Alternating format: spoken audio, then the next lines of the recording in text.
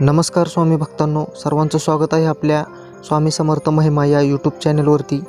आज आपण एक शेतकऱ्याची कथा पाहणार आहोत। स्वामी समर्थांच्या कृपेचा चमत्कार। ही कथा आहे कोल्हापूर जिल्ह्यातील एक लहानशा खेड्यात बाळू नावाचा एक शेतकरी राहत होता। बाळू अत्यंत मेहनती आणि धार्मिक स्वभावाचा होता, पण त्याच्या शेतात सतत नापीक होत होती। पाऊस कमी पडत होता आणि उपलब्ध पाणी शेतासाठी पुरेसं नव्हतं। अशा परिस्थितीत बाळूचे कुटुंब दिवसेंदिवस आर्थिक अडचणीत सापडत होते। कर्ज वाढत होते आणि त्याचं घरदार विकण्याची वेळ आली होती। गावातील एका ज्येष्ठ व्यक्तीने बाळूला सांगितलं, बाळू, तू अक्कलकोटला श्री स्वामी समर्थांकडे जा, ते तुला नक्की मदत करतील। त्यांची कृपा मिळाल्यास तुझ्या जीवनाला कलाटणी मिळेल। बाळू आधीच संकोच करत होता, पण परिस्थितीने पिचलेला असल्याने त्याने शेवटी अक्कलकोटला जाण्याचा निर्णय घेतला। बाळू अक्कलकोटला पोहोचला। त्याने मठामध्ये श्री स्वामी समर्थांचे दर्शन घेतले।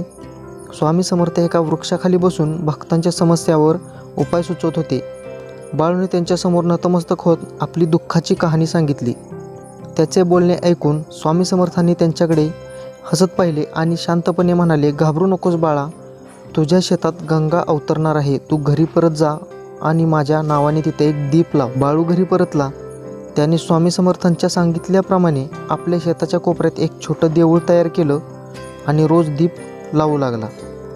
काही दिवसांनी अचानक शेताच्या एका कोपऱ्यातून पाण्याचा झरा वाहू लागला।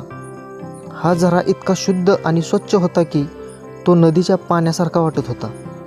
झऱ्याचे पाणी संपूर्ण शेताला पुरवले गेले आणि बाळूची शेती हिरवीगार झाली। या झऱ्यामुळे बाळूची नापिकी संपुष्टात आली। त्याच्या शेतातील पिकं जोमाने वाढू लागली। काही वर्षातच बाळूने आपलं कर्ज फेडलं आणि आपल्या कुटुंबासाठी सुखकर जीवन निर्माण केलं। गावकऱ्यांना या झऱ्याचा उपयोग झाला आणि त्याला स्वामी समर्थांचा झरा असं नाव दिलं गेलं। बाळूने स्वामी समर्थांच्या कृपेने आपलं संपूर्ण जीवन बदललं। तो रोज स्वामी समर्थांची पूजा करू लागला आणि गावकऱ्यांना त्यांच्याविषयी सांगू लागला।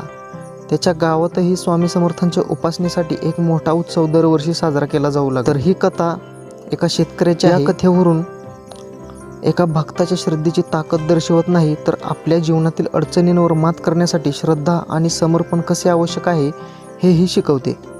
बाळूच्या संकटमुक्तीची ही कहाणी आजही कोल्हापूर आणि आसपासच्या भागात प्रेरणादायक म्हणून सांगितली जाते। श्री स्वामी समर्थ महाराज की जय। तुम्हाला ही कथा आवडली असेल तर नक्की कमेंटमध्ये श्री स्वामी समर्थ लिहा आणि चॅनलवरती नवीन असाल तर चॅनलला सबस्क्राईब करा। धन्यवाद।